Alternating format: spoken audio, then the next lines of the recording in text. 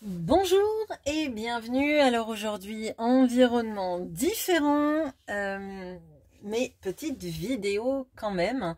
Alors, cette vidéo, elle m'est inspirée par une carte qui est tombée tout à l'heure quand j'ai voulu ranger mon jeu de cartes de mon oracle d'Isawat. C'était la carte du blocage de la bûche. Et avant de penser à faire la guidance, j'ai ramassé cette carte et j'ai dit, mais tiens, blocage à propos de quoi? Et là, il y a la carte de la parole qui est tombée. Donc, on va regarder pour toutes les personnes qui sont en blocage de parole avec l'ordre. Ça ne veut pas dire que vous êtes en silence radio. Ça veut dire aussi que ça va concerner des personnes potentiellement qui n'arrivent pas à exprimer tout ce que vous avez sur le cœur ou tout ce que cette personne a sur le cœur, ça passe pas.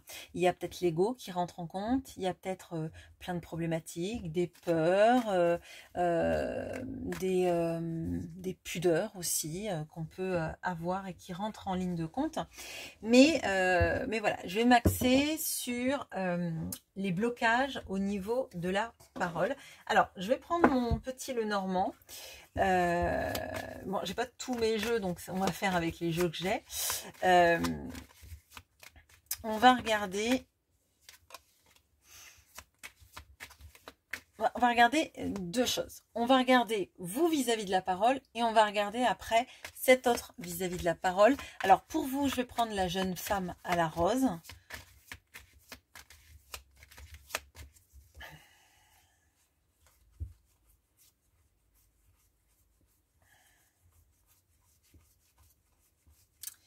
Allez, la jeune femme à la rose. Et pour votre autre, on prendra l'homme à la rose, même si... Ah, c'est intéressant. Même si votre autre est une femme et même si vous êtes un homme. Alors, vous voyez, je cherche ces deux protagonistes. Ils sont tombés à côté du cœur et à côté de la boussole. Donc là, tous les deux regardent le cœur. Donc tous les deux savent qu'il y a un lien particulier entre vous, qu'il y a un lien d'amour entre vous qui est fort, d'accord? Mais la boussole, ça nous demande déjà de suivre son chemin, de suivre sa boussole interne et d'aller quelque part ensemble. Là, vous voyez, ces deux personnes ont le regard porté sur l'amour, c'est super, mais leurs yeux sont peut-être trop accaparés par le sentiment amoureux et pas forcément dans la direction du couple. Où va ce couple? Qu'est-ce qu'on en fait? C'est super de s'aimer et c'est primordial et c'est essentiel, d'accord? Mais où est-ce que ça va? Et c'est peut-être que là où le bas peut blesser, c'est comment est-ce qu'on discute ensemble de là où on veut aller, chacun, d'accord? Alors, je vais aller chercher, je remélange, je vais aller chercher les oiseaux. Le premier oiseau qui tombe, alors sachant qu'il y a deux oiseaux dans le Lenormand, le premier oiseau, donc c'est une communication qui est plutôt fluide, d'accord. Le deuxième oiseau, ce sont des oiseaux de nuit, ce sont des chouettes, d'accord. Et ces chouettes, elles nous parlent de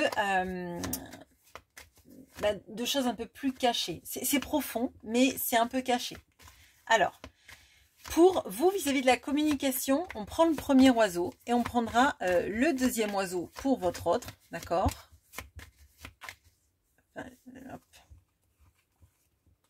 Ok, donc vous avez la communication fluide et cette personne, elle a quelque chose de plus, je dirais, intense, mais peut-être même dissimulé, d'accord? Là, on a plutôt quelqu'un, oui d'ailleurs, à côté des chouettes, cette personne, elle a le monde. Donc, elle s'empêche de dire tout ce qu'elle ressent. Ok, bon. Alors, donc vous êtes à côté de la communication plutôt fluide, avec un désir de parler presque, je dirais, de communiquer. C'est même pas parler, c'est communiquer. On parle pas pour rien, mais on échange des points de vue. Il y a même une notion un peu de synergie, d'accord? Donc peut-être que vous voulez construire et construire par la communication, là où vous allez ensemble. Ok. Alors, vous, quel peut être l'obstacle à votre communication, à cette fluidité de communication? Ah, Ok. Alors, bon. Donc, vous avez vu, le jeu s'est séparé.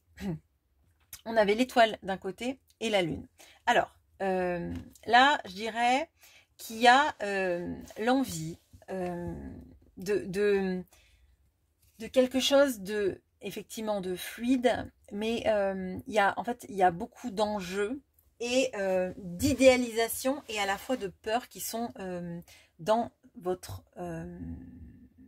comment dire, dans la manière dont vous vous exprimez vis-à-vis de cette personne. C'est comme si vous ressentiez qu'il y avait un lien spécial et que ça pouvait être gâché à tous les moments, je dirais, par cette peur en fait de brusquer, de dire les choses qui vont pas. Un petit peu comme si vous aviez ce but de parler et pour vous c'est primordial, mais comme une sorte d'épée de Damoclès qui ferait qu'en fait si vous dites le mot qui va pas, ça peut tout faire repartir en arrière. J'ai vraiment cette notion-là, repartir sur un cycle. Et un cycle, peut-être un mauvais cycle. Alors vous, on peut penser que vous vous empêchez de dire beaucoup de choses parce que vous vous dites si je brusque cette personne, c'est reparti comme en 40 et ça c'est reparti dans les peurs, c'est reparti dans un cycle infernal, je dirais, et peut-être même dans un silence radio. Alors vous pouvez être déjà dans un silence radio, mais là, si jamais vous êtes dans cette envie de communiquer avec cette personne, le silence, c'est je peux pas lui dire tout ce que je pense, tout ce que je vois, tout ce que je ressens. Je peux même peut-être pas lui dire à quel point j'ai l'impression que ce lien, il est fort. Parce que si je lui dis ça, ça va le faire flipper. Et cette personne va partir. Ok, bon, bah, on a répondu du coup à la question pour vous. Et pour cette personne, pourquoi est-ce que elle a cette communication un peu cachée, difficile, très, je dirais très lourde. Alors, très lourde, c'est pas, je dis pas que cette personne est lourdingue, hein, c'est pas ça, mais on dirait qu'elle met un enjeu énorme. Alors, vous, on voit qu'il y a un enjeu. L'enjeu de lui faire peur, de le brusquer et de le faire partir et recommencer peut-être dans ses vieux schémas. Mais cette personne, elle a un comportement... Ouais, alors, cette personne, elle a peur des confrontations. Là, vous voyez, on a le fouet, ouais, et on a le masque. Je pense que cette personne, elle sait qu'elle porte des masques, elle sait que vous, quand vous parlez, vous essayez je dirais comme si vous aviez un détecteur de mensonges intégré, et que vous la... Alors, malmeniez, c'est pas le bon mot, mais comme si, en fait, vous aviez une sorte de... Comme si vous alliez la sanctionner et lui dire qu'elle porte des masques et que vous voulez pas de ça et que c'est pas normal qu'elle agisse comme ça, etc. Vous voyez? Donc là, cette personne, elle parle pas parce qu'elle sait que quand elle dit quelque chose et qu'elle n'est pas alignée, qu'elle est pleine de masques, que potentiellement elle est dans l'omission, voire le mensonge, bah vous allez le voir et vous allez... J'allais dire le bastonner, mais c'est pas ça. C'est pas le mot bastonner n'est pas le bon. Mais vous êtes un vrai radar à ces mensonges. Vous êtes un vrai radar à ces désalignements. Et donc du coup, quand elle ne parle pas, c'est un peu pour protéger ces petits secrets. Vous voyez, comme si bah, vous aviez une aiguille avec du pain total et que si vous vous approchez, bah, elle sera obligée de dire la vérité et elle n'en a pas forcément envie. Ça ne veut pas dire que la vérité c'est je t'aime pas, etc. Hein. Ça peut même être vraiment le contraire, mais on sent qu'elle freine dans le fait de perdre ses masques. Elle l'accepte pas, donc elle préfère dire des choses assez superficielles, voire partir en silence radio, voire parler de la pluie ou du beau temps, ou être à côté de vous mais pas vous parler et faire une activité qui fasse que elle n'a pas besoin en fait de se décortiquer ou de se mettre à nu devant vous. Enfin, bon, bref, je vais pas expliciter ce que j'étais en train de penser, ça sert à rien. Alors, ok, bon. Ok. Alors, comment est-ce que de votre côté, en fait, comment est-ce que vous pourriez désamorcer cette peur que cette personne parte si vous allez un petit peu trop poser de questions?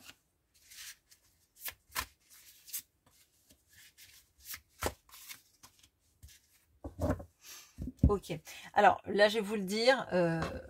Et en plus, on a le jugement d'autres decks. Vous n'avez pas à avoir peur de dire ce que vous ressentez à partir du moment où, bien évidemment, c'est bienveillant. C'est pas un processus de mise en accusation parce que personne n'a envie de passer sur le banc des accusés. Donc, bien évidemment, si ce que vous avez à dire, c'est plutôt j'aimerais bien qu'on parle de ça parce que moi, je ressens ça et j'aimerais bien savoir ce que toi, tu ressens, quelque chose comme ça, quelque chose d'ouvert, c'est ok.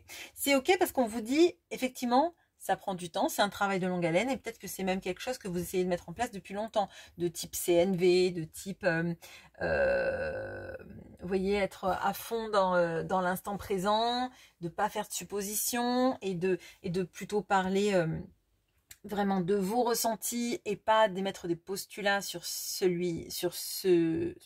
pardon, de la personne en face. On vous dit aussi que dans une histoire d'amour, vous avez le droit, en fait, d'échanger dans tous les sens du terme.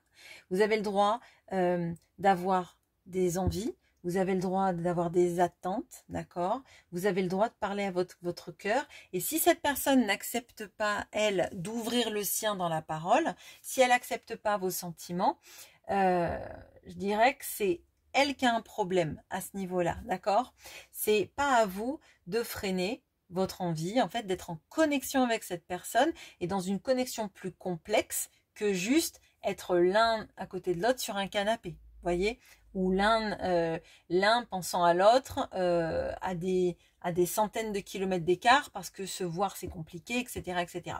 Donc vous avez le droit de reconnaître cette connexion entre vous, de la souhaiter fluide et de la souhaiter naturelle, je dirais. Et vous avez surtout le droit, en fait, de ne pas suivre toujours, je dirais, les dictates de l'autre. Hein. La reine de bâton, elle va nous parler de l'incarnation de votre pouvoir. Et l'incarnation de votre pouvoir, c'est bien évidemment pas écraser l'autre, mais c'est en fait dire, mais en fait, je suis pas n'importe qui, je mérite pas n'importe quoi. Et toi en face, tu n'es pas n'importe qui et tu mérites pas d'agir n'importe comment non plus. Vous voyez ce que je veux dire?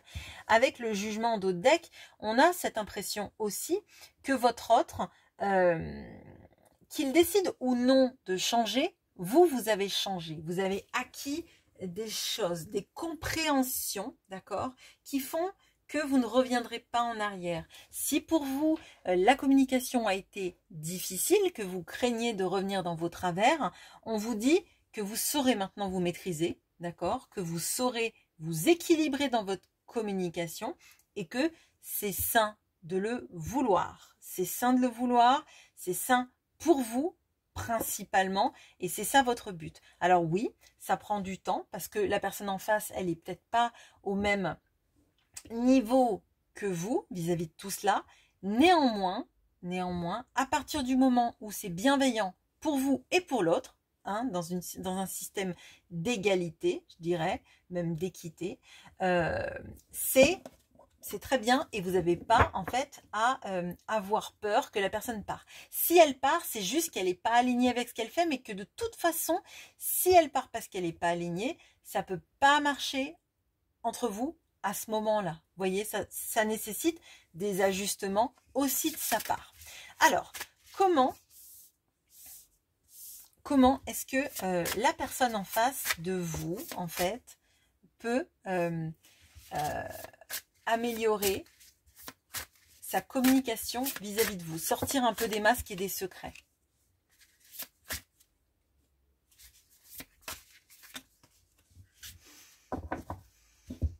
Alors, vous voyez, on a deux cartes qui nous parlent, enfin qui sont des 3. Et le 3, ça va être le fait de se retrouver en synergie. Surtout le 3 de denier, il y a une notion de synergisation et de pas en fait être tout seul. Le 3 de bâton, c'est la notion d'avoir des projets. Alors là, ce qui peut permettre à cette personne d'avoir une meilleure communication, c'est déjà aussi qu'elle arrive à se projeter. Qu'elle arrive à se projeter avec vous et avec elle en élément important de cette projection et de cette vie à deux, d'accord? Forcément, là, moi je le vois, elle a des peurs. faut qu'elle soit consciente qu'elle a des peurs, d'accord? Parce que si on n'est pas conscient et qu'on est dans un déni, on surmonte pas. Si on est conscient qu'on a des peurs et qu'on va travailler dessus, qu'on va apprendre à se projeter, ok, ça marche. Si on est conscient qu'on peut pas faire le travail tout seul, qu'on a besoin d'aide ou qu'on a besoin d'être, comme je vous l'ai dit, en synergie, de travailler avec quelqu'un d'autre pour avancer, et en l'occurrence, ce quelqu'un d'autre, c'est vous, forcément, ça ne peut que marcher. Mais là, si vous voulez, cette personne, pour que ça aille mieux, faut qu'elle soit consciente qu'elle a effectivement des peurs, d'accord? On l'a vu avec les masques, on l'a vu avec cette chose de cachée. Elle a peur que ses projets ou ses envies ne voient pas le jour, que ce soit une catastrophe, etc. D'accord? Elle est pétrie de peur, et je pense que on a quand même quelqu'un qui a tendance à compter que sur elle-même, cette personne-là, face à vous. Hein. Un peu de... peut-être que c'est quelqu'un qui a tendance à avoir difficilement confiance, qui peut faire confiance à des gens super bizarres qu'elle connaît depuis 5 minutes, et puis pas faire confiance à des gens en fait qui la titillent un peu trop. Mais là, en fait, pour moi, il y a quelque chose de la projection, de l'envie de construire, et de savoir qu'on est aussi un moteur dans tout ça. C'est pas, on n'arrive pas dans un projet qui est déjà fait pour dire après, bah comme ça, je pourrais retirer mes billes, je pourrais partir parce que ça m'appartient pas. Vous voyez. Là, dans la communication, il faut qu'elle comprenne que c'est cette communication qui permet d'aller de l'avant, hein, qui permet de mettre en commun vos projets et de les bâtir ensemble, et que ça c'est important. Elle n'est pas obligée de parler tout de suite de ses sentiments, mais elle peut parler de choses qu'elle aimerait partager avec vous, qu'elle aimerait faire avec vous, parce que là on sent qu'il y a plutôt le concret qui pousse, comme s'il fallait qu'elle s'ancre dans une réalité, de faire des choses avec vous, mais ne serait-ce qu'un petit week-end, vous voyez, c'est pas forcément tout de suite, on se parle, alors du coup, on emménage ensemble, ou on part en vacances ensemble, ou on fait ci, on fait ça. En fait, on n'est pas obligé tout de suite d'aller dans le gros projet, vie en commun, société ensemble, etc. C'est juste, d'abord, on commence petit, on commence petit bout par petit bout, on voit si ça marche, on voit comment on se sent, on voit comment on peut parler des choses qu'on aimerait faire, d'avoir quelqu'un en face, en l'occurrence vous, qui accepte certaines choses, qui propose aussi d'autres choses. Vous voyez, elle n'est pas obligée d'être la garante de tout ce qui va se passer, mais elle n'est pas obligée non plus d'arriver, une fois que vous avez tout fait, pour dire oui ou non et pouvoir partir à n'importe quel moment. Là, moi, ce que je ressens, c'est que vraiment, vous avez tous les deux quelque chose qui se ressemble. Parce que là, si vous voulez, vous avez chacun des deniers, vous avez chacun des bâtons, et vous avez chacun un lien avec l'eau. Parce que la lune, elle impacte les marées, d'accord? Et vous avez le 2 de coupe. Mais vous, c'est plus apaisé, parce que vos sentiments, ils vous font pas peur. Ils vous dérangent peut-être à certains moments, quand cette personne est trop compliquée, mais ils vous font pas peur. Cette personne, elle a peur. Elle a peur des obstacles sur la route, elle a peur des bûches. Vous voyez ce que je vous disais tout à l'heure, hein? Il y a des obstacles à la communication, mais il y a aussi des peurs. Et en l'occurrence, c'est cette personne principalement qui met les bûches sur le chemin. Alors, vous aviez tout à l'heure la lune, mais la lune du petit Lenormand, elle n'est pas aussi impactante que la lune du tarot. Parce que la lune du petit Lenormand, elle va nous parler aussi de rêverie, elle va être plus douce, voyez. Là où la lune du tarot, elle est compliquée parce qu'elle nous met toujours entre l'intuition et l'illusion. On ne sait pas sur quel pied danser, on ne sait pas si on s'est vraiment trompé, on ne sait pas si est-ce qu'on a fait le bon choix, est-ce qu'on a bien compris, etc. Donc cette personne, elle est plutôt, je dirais, les fesses entre deux chaises. Hein. Et en d'autres decks, elle a la justice quand même. C'est intéressant parce que vous aviez le jugement et elle a la justice. Et il y a une notion de s'équilibrer, il y a une notion de comprendre en fait que nos peurs, nos cauchemars, en fait, souvent, c'est en les niant, en faisant une politique de l'autruche qu'on les rend réels. Parce qu'une fois qu'en fait, on a coupé avec l'amour de sa vie, une fois qu'on n'a pas exprimé tout ce qu'il faut pas s'étonner que la personne en face, elle parte. Voyez, on voit que vous, la communication est extrêmement importante. Si cette personne, elle ne communique pas, c'est compliqué, c'est challengeant, que vous, ça vous demande de rogner, de ronger votre frein, de rogner sur tout ce que vous avez envie de dire, des sentiments que vous exprimez, du chagrin parfois que vous avez, que cette personne, elle l'accepte pas, au bout d'un moment, ça va user votre patience. Ça va user, je dirais, votre capital tolérance. Hein. Donc là, forcément, si elle a envie d'être équilibrée vis-à-vis de vous et vis-à-vis d'elle-même, il faut qu'elle y aille. Mais petit bout par petit bout, en vous expliquant peut-être tout simplement qu'elle a peur que ça dérape, elle a peur peut-être aussi de mal faire, de mal dire, et que parfois vous aussi, peut-être dans votre recherche de la communication, bah, parfois vous êtes maladroit, maladroite. C'est possible aussi, et je pense que vous êtes capable de l'entendre. Ok. Alors, ça va être un petit tirage court, vous m'excuserez. J'avais envie de partager avec vous un petit tirage, mais j'ai pas forcément... j'ai du monde qui m'attend. Alors, un petit conseil du Symbolone pour vous. Et un petit conseil du Symbolone pour cette personne. En deux decks, on a un couple comme Adam et Ève. Alors, ce qui est intéressant, c'est... alors, là, on a la balance et le Capricorne. Et là, on a la balance et le Scorpion. Ok. Alors, c'est intéressant parce qu'en fait, on a deux visions très pessimistes des choses, actuellement parlant. Et pourtant, en trame de fond, on a ce couple qui est fait l'un pour l'autre. Alors, bien évidemment, si c'est trop toxique pour vous, si cette personne vous fait du mal, que c'est trop dur pour vous, c'est pas parce que je vous ai dit que vous étiez un magnifique couple. Si c'est trop dur pour vous, c'est pas une guidance qui doit guider votre vie, on est bien d'accord. Ça, il faut que vous le ressentiez en vous, que ça vibre et que vous sachiez que au fond, ce que je dis, en fait, ça résonne en vous. C'est pas une sorte de biais de confirmation où ben, vous étiez prête à quitter cette personne et puis comme je vous ai dit, il y a cette carte là qui est tombée, vous vous mettez dans quelque chose qui vous correspond pas. Ok.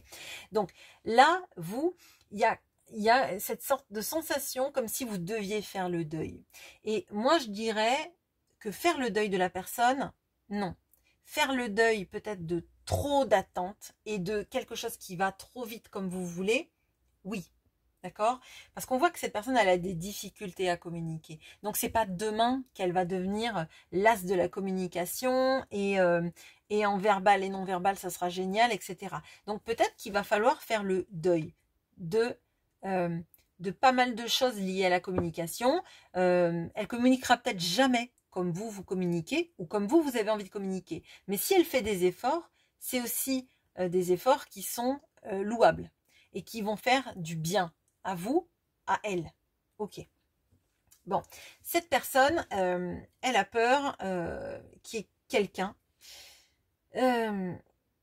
qui ait de l'emprise sur votre couple et qu'il le démolisse. Je vous le dis.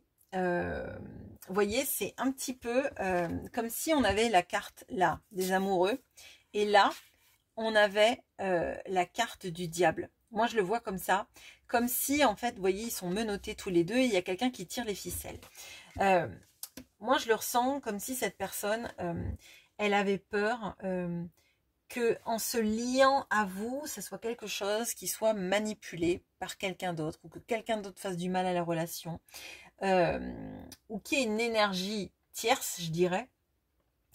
Alors tierce, c'est pas forcément une autre femme ou un autre homme. Ça peut être aussi les peurs qui prennent le dessus.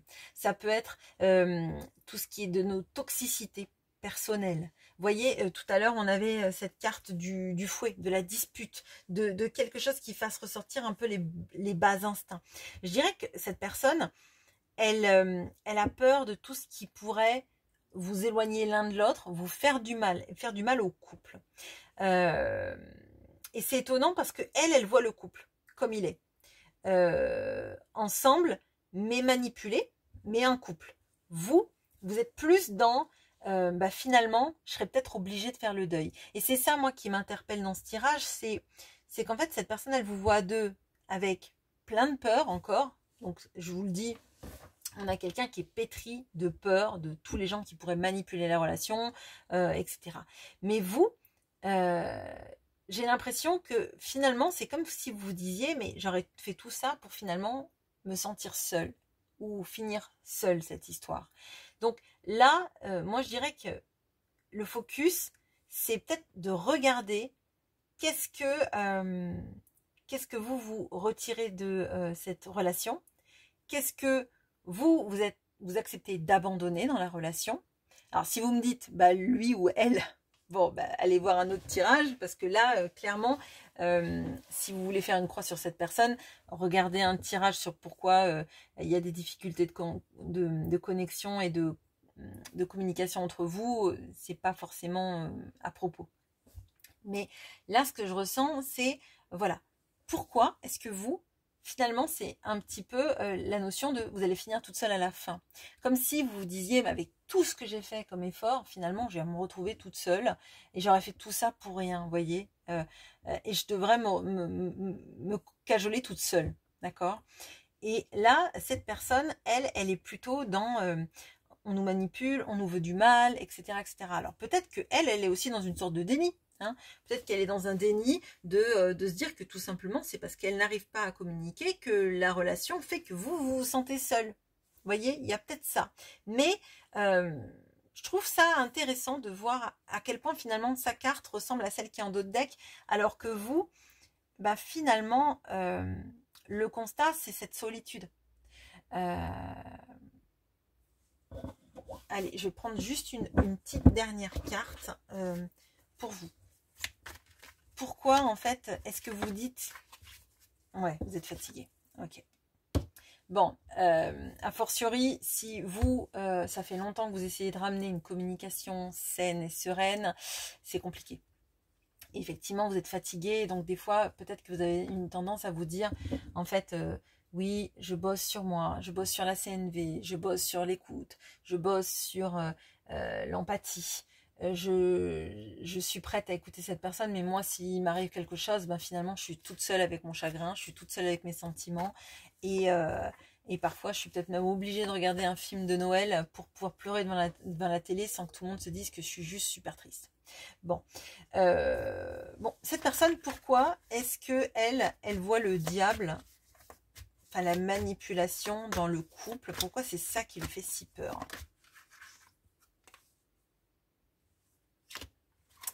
Bon, hormis qu'elle soit paumée, vous voulez dire? Bon, alors, on a la confusion et on a la flamme. Alors, vous voyez, la confusion, c'est l'écume d'une vague. Vous voyez, on avait vraiment beaucoup cette notion de l'eau, etc. Et on a une flamme. Bon, qu'est-ce qui éteint la flamme, hormis le manque d'oxygène? Bah, c'est de se prendre une grosse vague dessus. Vous voyez, si vous faites un feu au bord de l'eau et qu'il y a une grosse vague qui arrive, le feu va pas durer. Là, moi, ce que je ressens, c'est que cette personne, elle est partagée entre le désir de faire des choses avec vous et tout ce que ça embrouille dans son esprit. Je pense même que quand elle vous parle, comme on a vu qu'elle était beaucoup dans les masques et qu'elle avait peur aussi que vous la décryptiez, elle a une incohérence en elle entre l'envie de faire des choses avec vous, l'envie d'être près de vous, l'envie de vous parler, et en même temps le fait qu'elle soit embourbée dans son labyrinthe mental, hein, dans ses turpitudes, je dirais. Donc forcément, pourquoi elle voit le diable? Parce que en fait, elle est jamais en fait dans un juste milieu. Elle est soit dans la flamme, soit dans la confusion. Donc soit elle est love avec l'envie d'être avec vous, de vous toucher, etc. Soit elle est dans son brouillard dans la tête, et on aurait même l'impression de quelqu'un qui se lève l'esprit tellement embrumé que si on lui parle, elle a l'impression, vous voyez, que ça résonne et que c'est au loin. Vous voyez, un petit peu comme quand vous faites une sorte de malaise vagal et que vous entendez les voix très lointaines et que vous êtes en train de partir là, de tomber, et que les gens vous disent ça va, et que vous entendez un ça va comme si les personnes étaient à 500 mètres de vous, voyez. Bon, je m'arrête sur ça. Bah écoutez, je vous retrouve avec grand plaisir en commentaire et je vous souhaite de très bonnes fêtes de fin d'année. À bientôt.